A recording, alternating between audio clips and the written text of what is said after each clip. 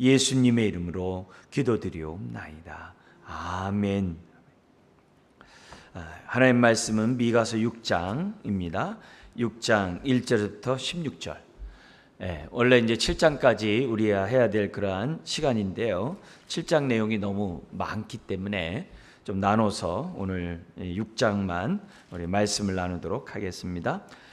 1295페이지 6장 1절에서 5절까지 우리 한 절씩 교도하시겠습니다. 6장 1절. 너희는 여호와의 말씀을 들을지어다.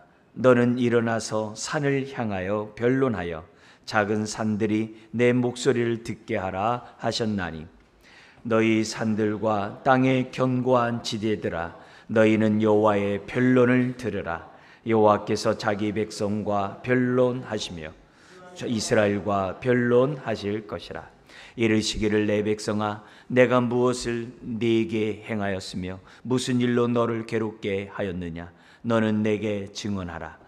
내가 너를 애굽 땅에서 인도해 내어 종노릇 하는 집에서 속량하였고 모세와 아론과 미리암을 내 앞에 보내느니라. 같죠? 내 백성아 너는 모압 왕 발락이 꾀한 것과 부올의 아들 발람이 그에게 대답한 것을 기억하며 시딤에서부터 길갈까지의 일을 기억하라. 그리하면 나 여호와가 공의롭게 행한 일을 알리라 하실 것이니라. 아멘.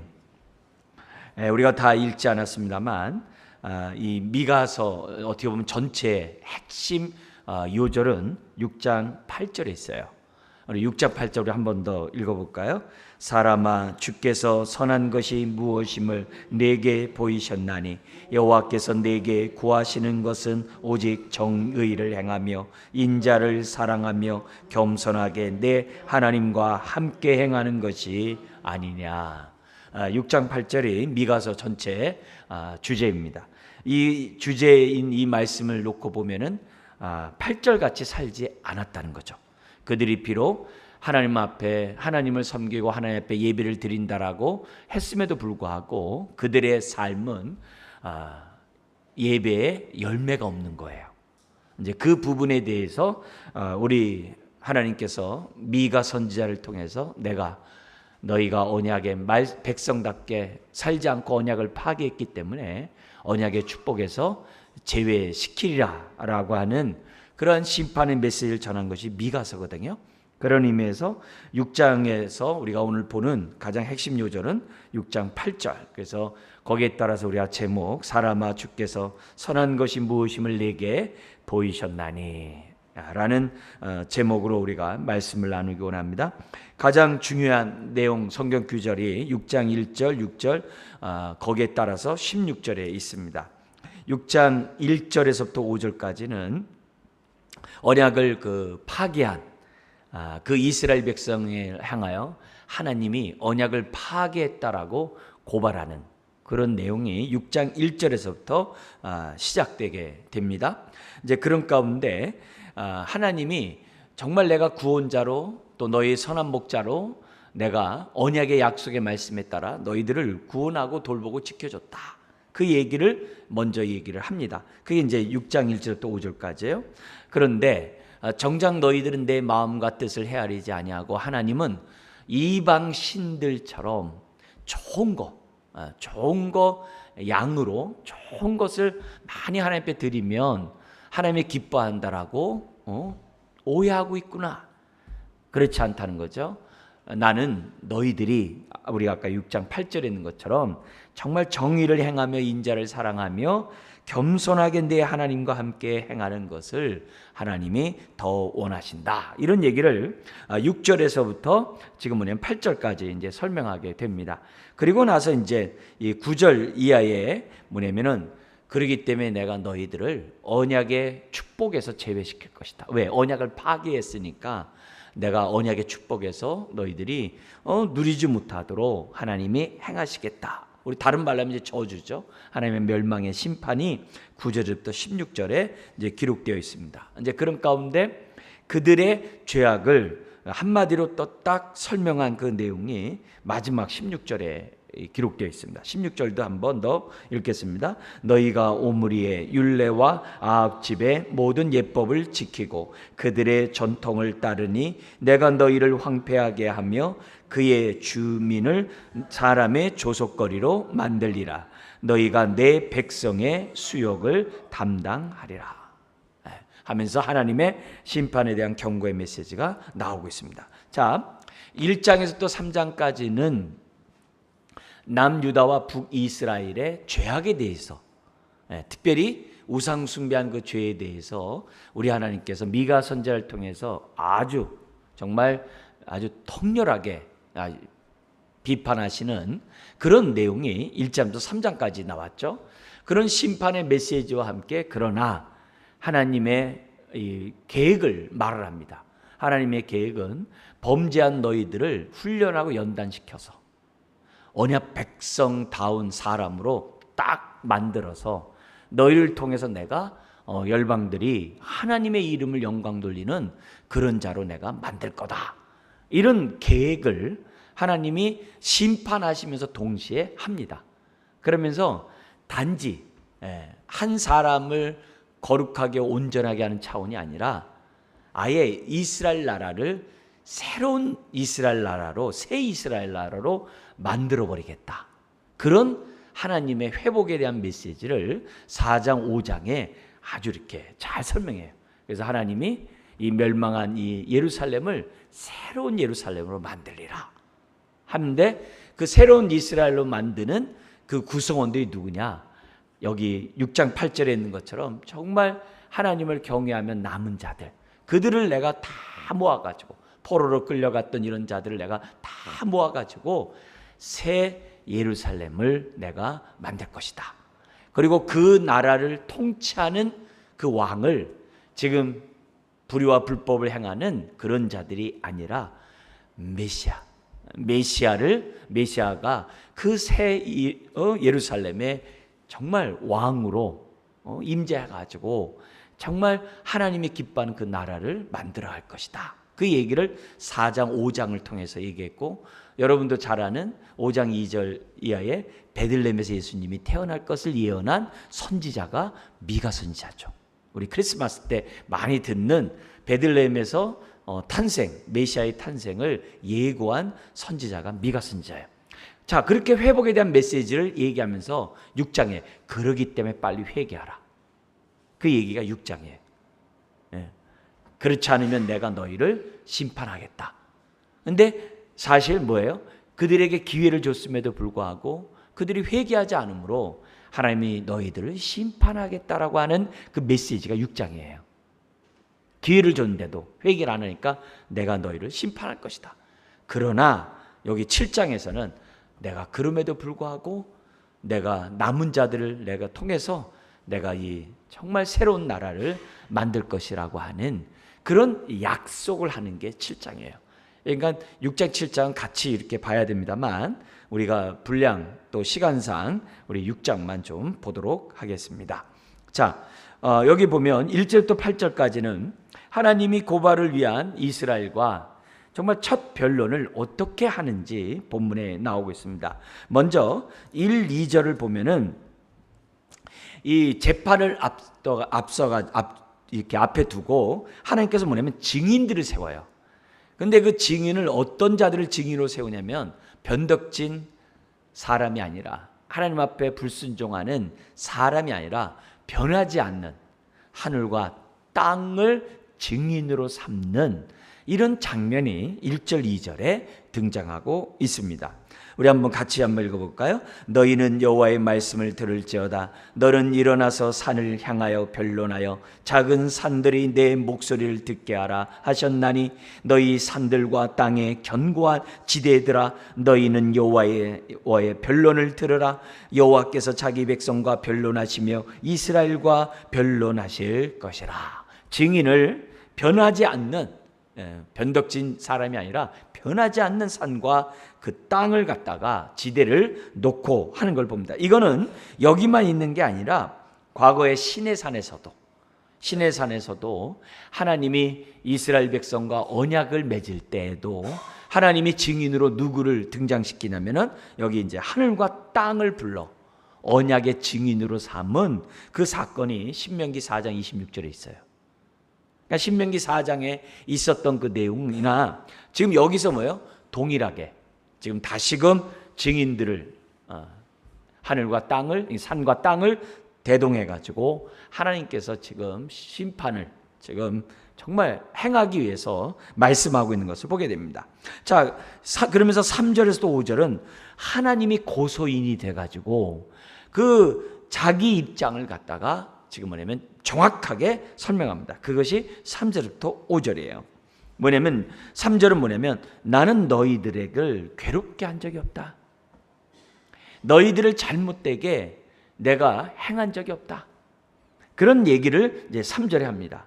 무슨 일로 너를 괴롭게 했느냐? 너는 내게 증언하라. 난 그런 적이 없다. 왜냐하면 하나님은 선한 목자로 항상 좋은 걸 주기 원하시는 분이잖아요. 난 너희들에게 해코지라는 그런 신이 아니다. 그런 얘기합니다. 그러면서 오히려 내가 너희를 갖다 얼마나 사랑하고 너희들을 내가 구원하고 돌봤는지를 기억하라. 그게 이제 4절, 5절이에요. 그래서 나는 너희들이 애굽에서 종노릇 할 때 내가 너희들을 속량했고 출애굽시켰고, 그래서 이 출애굽을 시킬 뿐만이 아니라 내가 모세의 그런 형제인 아론과 미리암을 너희 앞에 보내서 너희들을 돌보지 않았느냐, 그 얘기를 하는 거예요. 이건 이스라엘 사람들이 뭐 빼도 박도 못하는 하나님의 정말 은혜인 걸 다 알죠. 그걸 다시 상기시키는 거예요. 그리고 나서 그뿐만 아니라 이 가나안 땅에 들어올 때 하나님이 행하셨던 그 놀라운 그 구원의 역사를 5절에도 얘기를 하고 있습니다. 뭐라고 얘기하냐면은 이렇게 돼 있죠. 내 백성아 너는 모압 왕 발락이 꾀한 것과 부올의 아들 발람이 그에게 대답한 것을 기억하며, 막 세 번씩이나 저주하라고 했는데 저주가 아니라 축복을 하잖아요. 그래서 하나님이 유명한 말씀하셨잖아요. 하나님의 자녀는 아무리 저주를 한다 할지라도 저주가 미치지 못한다는 거예요. 그걸 우리가 믿고, 무슨 뭐 인형 갖다 놓고 뭐 이렇게 뭐 칼로 뭐 이렇게 하는 거, 그런다고 두려워하거나 무서워하지 말라고 그랬어요. 우리에게 전혀 해당되지 않는, 하나님이 자기 백성, 자기 자녀를 돌보고 지켜주신다고 하는 그런 내용이 이 발람과 발락과의 그런 관계 속에서 나오는 거 우리가 알잖아요. 그뿐만이 아니라 그들이 어떻게 돼요? 시딤에서부터 길가까지 일을 기억하라. 시딤은 요단강 동쪽에 있는 그 골짜기거든요. 그리고 길가는 뭐냐면 가나안 정복했을 때 본부가 있었던 곳이에요. 그러니까 이 가나안 정복 전쟁 때 이 하나님이 얼마나 너희를 돌보고 너희와 함께 했느냐, 그걸 기억하라는 거예요. 그건 이스라엘의 역사이기 때문에 그들이 어떻게 돼요? 모를 리가 없는 거죠. 그거를 기억하라 이렇게 얘기했잖아요. 그죠? 길가까지 일을 기억하라. 그리하면 5절 끝에 나 여호와가 공의롭게 행한 일을 알리라 하실 것이니라 라고 말씀하고 있는 거 봐요. 그러니까 우리 지금 하나님께서 고소하면서 너희들이 내가 너희들을 갖다 잘못하고 뭐 해코지를 하고 너희들에게 악을 행했다라고 얘기하는데 난 그런 자가 아니다 이게요. 하나님이 그들 백성 앞에서 내가 얼마나 그들에게 구원의 은혜를 베푸셨는지를 기억하라고 말씀하고 있어요. 우리가 신앙생활하면서 우리가 힘든 정말 광야길과 같은 이 여정의 길을 갈 때마다 우리가 잊지 말아야 될 것은 하나님이 나에게 그동안 어떤 은혜를 베푸셨는지를 항상 기억하는 거예요. 우리가 하나님의 형상을 따라 지음받고 우리 정말 코에 생기를 불어 생명이 되게 하신 이유는 하나님의 말씀을 받아들일 수 있는 정말 인격적인 존재로 하나님이 어떻게 해요? 만드셨기 때문인 거예요. 왜 자신의 형상을 따라 만들었겠어요? 짐승의 형상이 아니라. 왜 하나님 형상을 따라 지음받도록 했어요? 교제하기 위해서거든요. 하나님 말씀하면 들을 수 있도록 하기 위해서 자신의 형상을 따라 우리를 만드신 거거든요. 그렇기 때문에 저와 여러분들이 살아가면서 어떻게 돼요? 항상 하나님의 은혜를 기억하는 것은 너무너무 중요해요. 추석 명절, 그것이 이렇게 막 종교화되고 막 이런 것들은 우리들이 정말 조심해야 되겠습니다만 부모의 그러한 은혜를 기억하는 것은요 반드시 해야 할 일이죠. 왜? 그 부모를 통해서 내가 이 땅에 태어났으니까 그 부모에 대한 그런 나를 갖다 태어나고 나를 갖다 돌보고 키웠던 그 은혜는 기억해야죠. 그게 명절에 우리들이 해야 될 일들 아니겠습니까? 그죠? 그럴 때 의미가 있는 거죠. 의미가 있는 거죠. 그러나 더 위로 올라가서 하늘의 아버지께 정말 그 하늘의 아버지가 우리에게 베푸신 그 은혜를 동시에 우리가 기억하자는 거죠. 그래서 추석 명절이 여호와의 명절이 되게 하자 이게요. 하나님이 정말 영광을 받는 그런 명절이 되게 하자는 것. 이것이 우리들이 지금 생각하고 우리가 행동하는 거 아니겠습니까? 이제 그런 의미에서 지금 하나님께서 지금 뭐냐면 악을 행하고 불의를 행하고 하나님의 언약을 파괴하고 지멋대로 살아가는 사람들의 근본 원인이 뭐냐? 그들이 하나님의 은혜를 망각했다는 거예요. 네. 이게 근본 원인이에요. 그러니까 은혜를 망각하고 살아가는 인생은 짐승처럼 바뀌는 거예요. 그 짐승처럼 돼. 다시 말하면 말초신경에 자극돼서 정과 욕심 가운데 살아가는 존재에 불과하다는 거예요. 영적 존재로 살아가지 못한다는 거예요. 하나님을 기억할 때 비로소 영혼이 잘된 같이 범사가 잘되고 강건한 줄 믿습니다. 이게 우리 신앙에 굉장히 중요한 거 아니에요? 그런 의미에서 항상 우리들이 하나님의 은혜를 망각하지 않고 오히려 감사해 보세요. 감사하면 어떻게 해야 돼요? 언약 백성답게 똑바로 살겠죠. 왜? 첫 단추를 잘 꼈으니까. 그것을 하나님께서 돼요. 불의를 행하고 불법을 행하고 악을 행하고 심판받을 그런 자들에게 너희들에게 과거에 베푸는 그 은혜를 생각하며 하나님이 누구인지를 알라는 거예요. 그 얘기를 지금 뭐냐면 3절에서부터 5절까지 우리들에게 가르쳐주고 있어요. 근데 성경의 역사를 보면은 은혜를 망각해요. 가장 두드러지게 우리가 잘 알고 있는 내용들이 어때요? 사사기 시대잖아요. 기껏 구원해서 사사를 통해 구원해놨더니 또 악을 행하잖아요. 그걸 쳇바퀴 돌잖아요. 근데 그게 사사기 시대만이 그랬냐? 안 그래요. 왕정 시대도 똑같았어요. 남쪽은 그나마 다윗이 있어서 그나마 괜찮았지 다 비슷해요. 북쪽은 더 말할 것도 없어요. 사사기 시대가 계속 이어졌던 게 북이스라엘이에요. 근데 이 얘기가 그들만의 얘기일까요? 아니에요. 오늘 저와 여러분들도 무관하지 않아요. 우리도 망각하기 쉽고 우리도 하나님의 은혜에 대해서 감사하지 않는 것이 저와 여러분들이에요. 우리가 이것을 잊어버리지 않고 은혜에 감사하면서 살기 위해서 우리는 뭐예요? 지금 수요일날 이 자리에 나왔잖아요. 예배하는 이 자체가 하나님을 기억하고 하나님의 은혜에 감사하는 그런 행위인 거거든요. 이것이 나를 살리는 거거든요. 내 영이 사는 길임을 우리가 확신하면서 저와 여러분들이 언약 백성답게 살아야만 한다는 거죠. 사실 하나님의 은혜를 기억하고 감사하는 건요, 내 의지로 안 돼요. 성령의 역사예요. 성령님의 역사예요. 네. 내가 은혜를 기억하고 하나님께 감사한다. 하나님 말씀을 기억하고 내가 순종한다. 성령님의 역사 없이는 절대 안 됩니다. 네. 그래서 그런 일을 할 때마다 오늘도 하나님을 기억하게 하신 하나님, 참으로 나와 함께하는 성령님을 통해서 하나님을 기억한 줄 믿습니다. 네.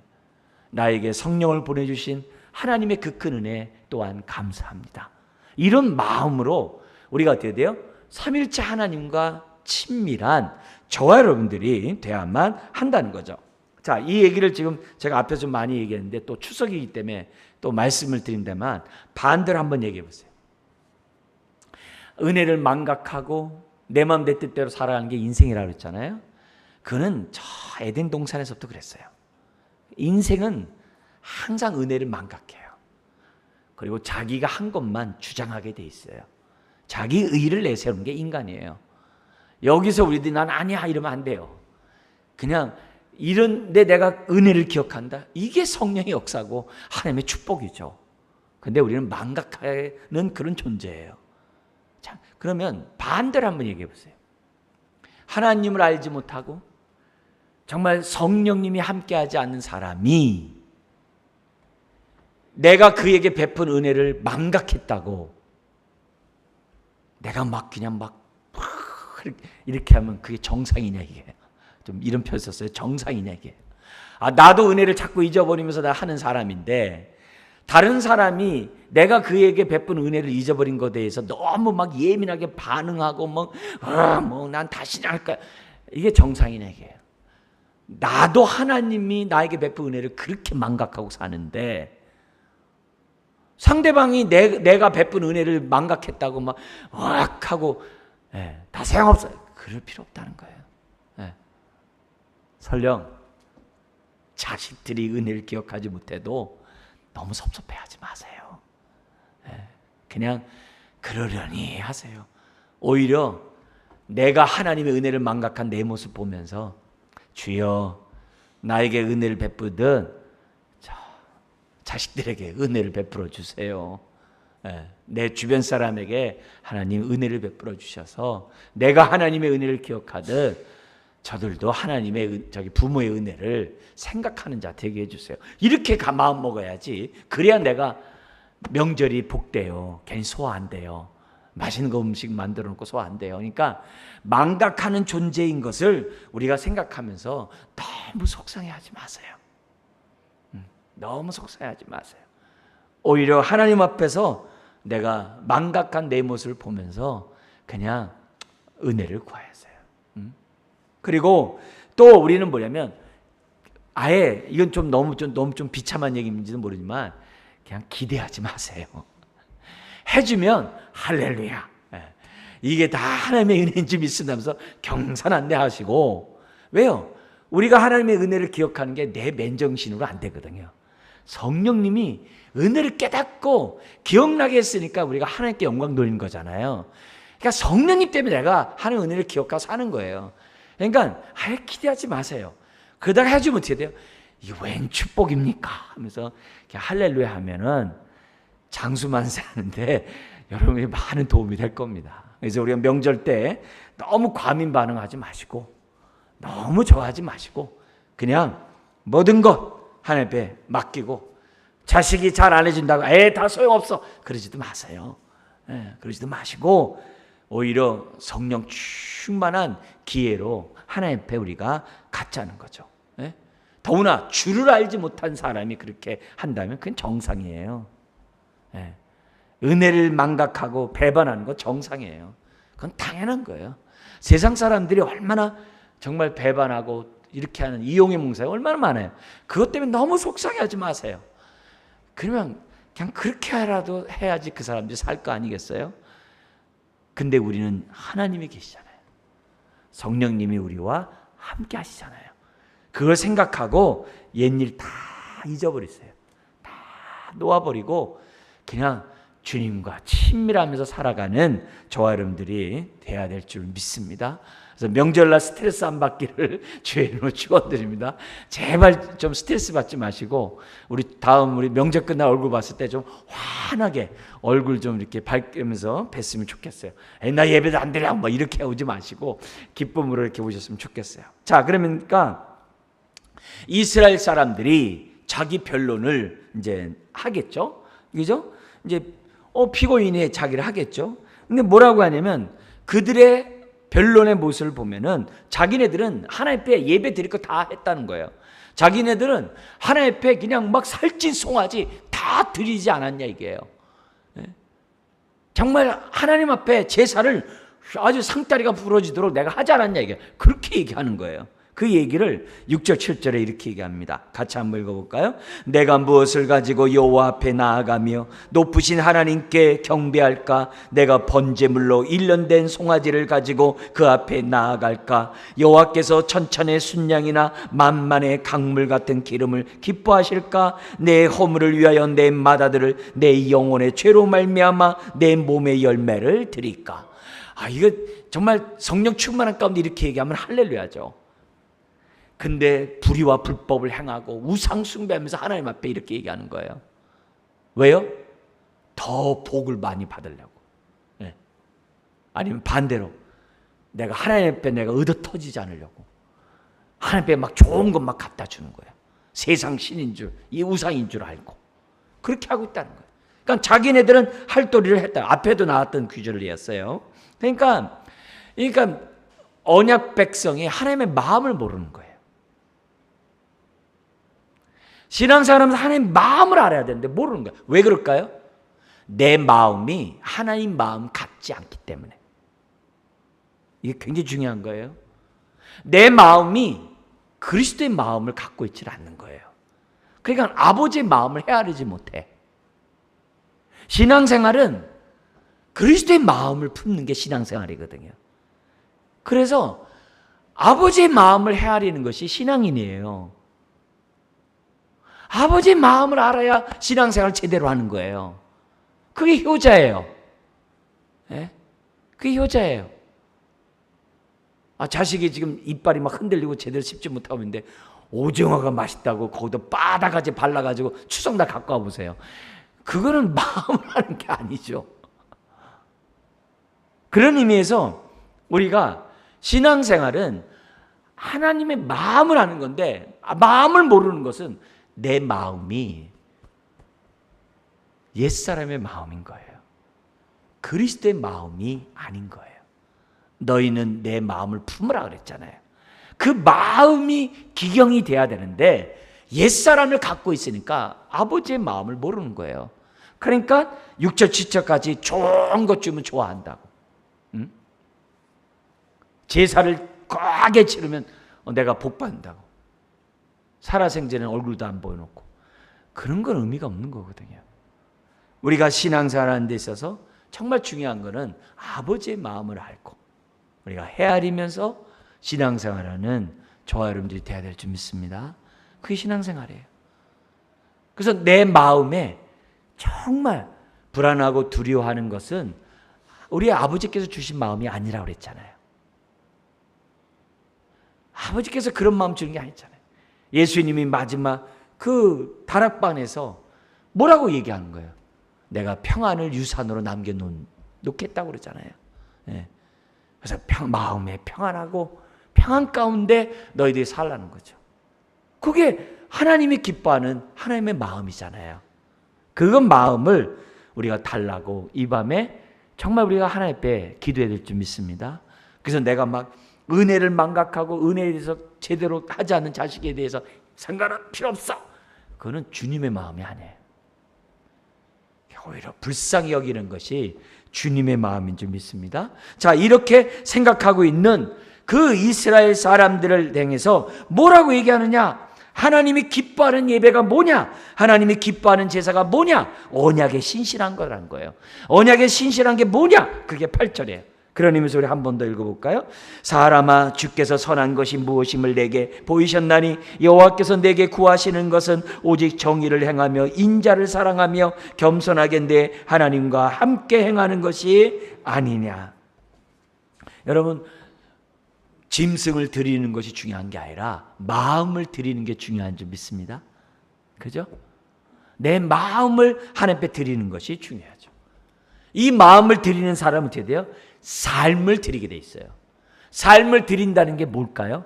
하나님의 마음에 합당한 순종의 삶을 사는 거죠. 네. 하나님의 말씀에 순종의 삶을 사는 것이 하나님의 기뻐하는 삶의 예배죠. 지금 그 얘기를 지금 하고 있는 거예요. 소유를 드리지 말고 너 자신을 드리라고 얘기하는 거예요. 네. 너희들이 예배를 잘 드렸냐? 그럼 네 삶에 그 하나님의 마음에 합한 행동이 나와야 한다는 거예요. 언약 백성답게 순종해. 그게 뭐냐? 여기 보니까는 정의와 인자를 사랑하며 겸손하게 정말 내 하나님과 함께 행하는 그것. 여러분, 이런 얘기 있잖아요. 영어 공부를 4,000시간 하면 잘 듣고 잘 말한다는데 왜요? 아무리 그렇게 해도 이게 도대체 어디 나가서 밥 한 그릇 먹기도 되게 힘들다고. 외국 가면은 잘 안 된단 말이에요. 몇 마디 외에는 그 외에는 그냥 웃고 끝난다고. 왜 그래요? 아무리 그렇게 했어도 그게 뭐예요? 내 것이 안 되면 아무 소용이 없는 거예요. 아무리 공부했어도 그게 잘 들리고 내가 말하지 않으면 그 영어 공부 헛한 거예요. 그죠? 헛한 거잖아요. 그 무슨 의미가 있어요? 밥 한 끼 못 먹고 어디 제대로 못 놀러가는데 무슨 의미가 있겠어요? 신앙생활 똑같아요. 10년, 20년, 30년 열심히 예배드려도 내 삶에 이 정의와 인자를 사랑함과 겸손으로 하나님이 함께하지 않으면 아무 의미가 없는 거예요. 그럼 마당만 밟은 거예요. 이사야 선지자 얘기한 것처럼 아무 의미가 없는 거예요. 예. 주님의 마음을 헤아리지 않으면 꽝이에요. 아무 의미가 없는 거예요. 성경 66권 다 외웠는데요, 아무 의미 없어요. 아무 의미 없어요. 예? 영어 사전 다 외웠는데요, 아무 의미 없어요. 예? 외국사님 말했을 때 다 알아듣고 다다닥 얘기하지 않으면 아무 소용없는 거예요. 신앙이 똑같아요. 신앙이 똑같아요. 우리가 그러지 않으면 아무 의미 없어요. 내가 예배를 열심히 드리고 하나님 앞에 봉사 열심히 했는데 내 삶 속에서 어떻게 해야 돼요? 여기 나온 것처럼 정의를 행하지 않고 인자를 사랑하지 않고 겸손하지 않고 교만하면 꽝이에요. 아무 의미가 없습니다. 네. 아무 의미 없어요. 그런 의미에서 하나님이 언약 백성에게 요구하는 것은 다른 게 아니거든요. 언약 백성답게 하나님을 보여주는 그런 삶을 살아가는 것이 아니냐 이게. 근데 너희들은 그렇지 않다는 거예요. 영어 공부 다 하고 문법 다 외웠어도 써먹지 못하면 아무 의미가 없는 거예요. 우리들의 삶의 여배에 하나님이 원하는 그 마음을 나타내지 않으면 아무 소용없어요. 사람들에게 몰인정하고 사람들에게 야박하고 사람들에게 막 그냥 자기 유익을 위해서 막 이용이나 해먹고 아무 의미가 없는 거예요. 아무 의미가 없는 거예요. 정말 나는 하나님과 어떻게 함께하고 있냐 이게요. 거기 나온 거잖아요. 어떻게 함께하고 있냐 이게요. 정의를 행하면서 함께 있어야죠. 인자를 사랑하면서 함께 있어야죠. 겸손하면서 함께 있어야죠. 그렇지 않으면서 내가 신앙생활하고 한다 이렇게 하는 거 아무 의미가 없어요. 송아지를 드린들 아무 의미가 없어요. 그렇게 하나님이 그들에게 얘기한 다음에 이제 주거니 받거니 했잖아요. 그러니까 이제 하나님이 이제 심판을 딱 선포하는 거예요. 어떻게 이제 심판을 하냐면은 9절부터 16절까지 그 내용이 나옵니다. 여기 내용을 우선 먼저 보면요. 전체 얘기를 잠깐 보면요. 9절에 하나님이 연설을 해요. 그 다음에 10절부터 12절에 정죄해요. 내 죄를 알렸다 이렇게 딱 하고 13절부터 15절까지는 판결해요. 그리고 이 16절에는 그 고소와 판결을 반복을 해요. 다시 말하면 요약을 해요. 16절이 그 9절에서부터 15절까지 내용을 딱 한 줄로 요약한 거예요. 그렇게 염두에 두고 한 번씩 보도록 하겠습니다. 첫 번째 연설 한번 보십시오. 9절에 뭐라고 얘기하냐면 같이 읽겠습니다. 여호와께서 성읍을 향하여 외치어 부르시나니 지혜는 주의 이름을 경외함이니라. 너희는 매가 예비되었나니 그것을 정하신 이가 누구인지 들을지니라 하면서 하나님이 연설해요. 성읍을 향해서 외치는 거예요. 들을지어다. 쉐마 그러잖아요. 들을지어다 그래요. 여기 지혜로운 사람의 특징은 뭐냐면 주를 경외해요. 지혜로운 자의 특징은 주님을 경외해요. 왜요? 모든 지혜의 근본은 하나님을 경외하는 데 있잖아요. 그러니까 지혜로운 사람은 항상 하나님이 계세요. 하나님의 마음을 알아요. 그러면서 뭐라고 그러냐면은 그런데 너희는 그러지 못한다. 그러므로 너희에게 심판의 매가 준비되어 있다라고 설교를 하세요. 그러고 나서 10절부터 12절 그들의 죄를 딱 지적합니다. 뭐냐면 아까 8절 같은 삶을 살지 않은 것을 지적을 해요. 뭐냐면 10절에 악인의 집에 아직도 불의한 재물이 있느냐, 축소시킨 가증한 에바가 있느냐. 에바를 갖다 축소해가지고 이 저울을 갖다 속여가지고 이렇게 유익을 얻는 행동을 말해요. 그러니까 불의한 재물 이렇게 장사를 하면서 뭐 구람을 속여가지고 이렇게 하는 그런 거에서 얘기를 하는 거예요. 그리고 뭐냐면 11절에 뭐냐면 내가 만일 부정한 저울을 썼거나 주머니에 거짓 저울추를 두었으면 깨끗하겠느냐. 말이 안 된다는 거죠. 12절도 그 부자들은 강포가 가득하였고 그 주민들은 거짓을 말하니 그 혀가 입에서 거짓되도다. 좀 그들이 정말 정의를 행하지 않고 불의를 행하고 탐욕 속에 정말 부정직한 상거래에 대해서 하나님께서 뭐냐면 딱 얘기해요. 하나님이 저울로 재보니까 함량 미달, 우리 벨사살 왕도 함량 미달로 죽잖아요. 그것처럼 하나님이 재어보니까, 저울에 재보니까 함량 미달. 그러니 어찌 내가 너희를 용서하겠느냐 이 말이에요. 어찌 너희를 심판하지 않을 수 있겠느냐. 더구나 거기 부자들은 어떻게 돼요?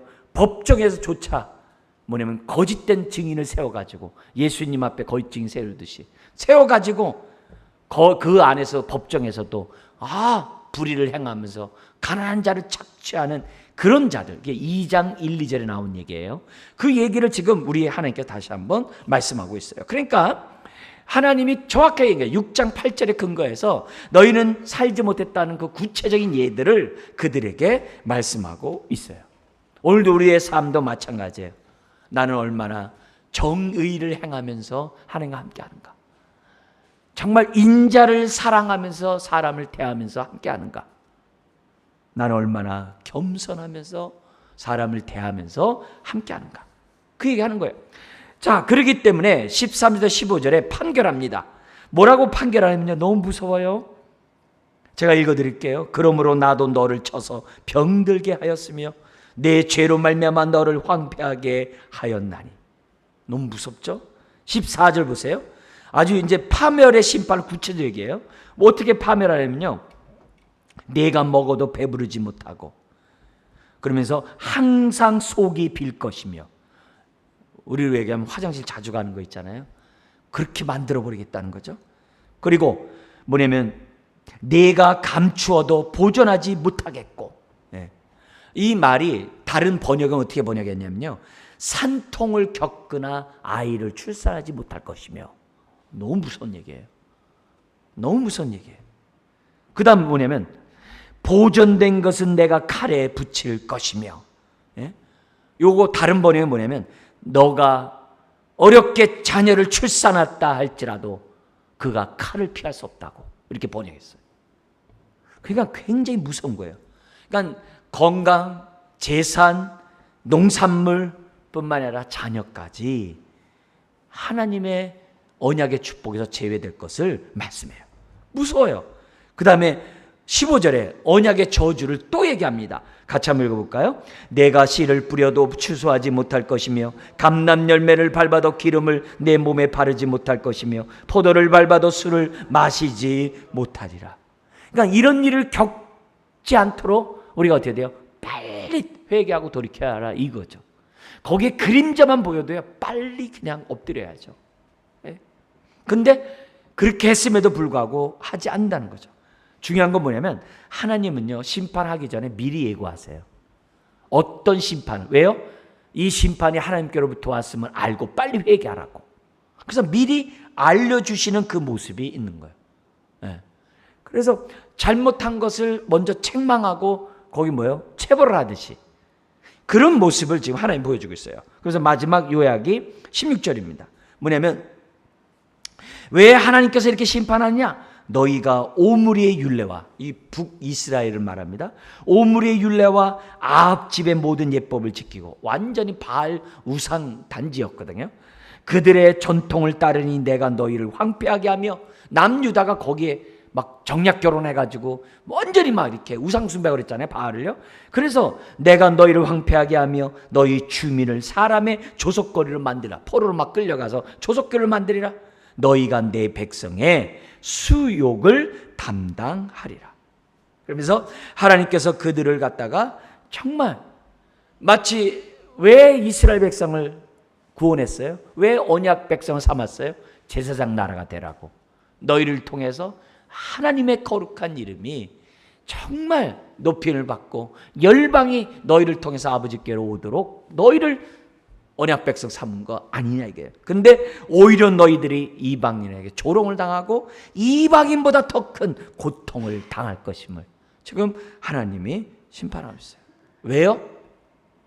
매맞더라도 정신 차리고 돌아오라고. 포로로 끌려갔어도 정신 차리고 돌아오라고. 남은 자가 되라고. 하나님은 이처럼 정말 때리시는 이유가 저와 여러분 사람을 온전케 하기 위한 것만이 목적이 아니에요. 저와 여러분들을 통해서 사람들이 하나님을 앞으로 나오도록 하게 하는 것이 목적이에요. 그래서 하나님께서는 언약 백성답게 살지 않은 자를 아주 언약 백성답게 충실한 자로 세우시는 하나님의 손길을 우리가 보게 됩니다. 그렇다고 한다면 오늘 우리가 예배드린 저와 여러분들, 우리가 어떤 마음으로 예배를 드려야 될까요? 아버지의 마음을 알고 정말 그리스도의 마음을 품는 가운데 예배를 드려야 될 줄 믿습니다. 그리고 말씀을 듣고 잊어버리는 옛사람의 마음이 아니라 이 말씀에 따라 어떻게 돼요? 순종하는, 내가 정의를 행하고 인자를 사랑하고 겸손하게 정말 사람들을 대하고 일을 하고 정말 내가 이 세상에 살아가면서 우리가 정말 살아가는 저와 여러분들이 돼야 될 줄 믿습니다. 여러분, 무엇보다도 추석 명절을 통해서 여러 가지 속상한 일이 있고 아픈 일이 있고 많이 있다 할지라도 여러분의 마음에 주님이 계시기를 주의 이름 축원합니다.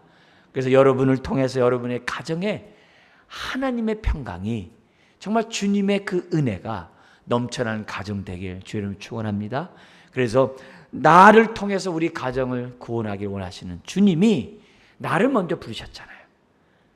하나님, 정말 이런 은혜가 우리 가정에 임한 것을 내가 잘 알고 하나님께 영광 돌리고 감사드리는 또 명절이 될 수 있도록 우리 기도하는 이 시간이 되어야 될 줄 믿습니다. 기도하겠습니다. 하나님 아버지, 죄에 대하여 아버지는 철저하게 응징하시고 아버지는 이렇게 함으로 다시 언약에 충실한 백성이 되게 하시는 하나님의 다루심에 대하여 주여 우리가 달게 받기를 원합니다. 주여 우리가 옛사람에 따라 살아가는 인생이 아니라 성령에 따라 살아가는 인생 되기를 원합니다. 불의와 불법을 행하는 것이 아니라 정의와 공의를 행하는 자 되기를 원합니다. 야박한 인생이 되는 것이 아니라 주여 긍휼을 베푸고 인자를 사랑하는 인생 되기를 원합니다. 복 있는 자가 율법을 주야로 묵상하는 자라고 했습니다. 말씀을 떠나지 않게 하여 주옵소서. 말씀을 떠난 인생은 하나님의 마음으로부터 먼 자인 것을 압니다. 주여, 이 밤에 오늘도 예배하는 모든 심령의 마음을 주님 기경시켜 주시고 하나님의 마음을 헤아리는 마음밭들 다 되게 하여 주옵소서. 예수님의 이름으로 기도드리옵나이다. 아멘. 주사랑이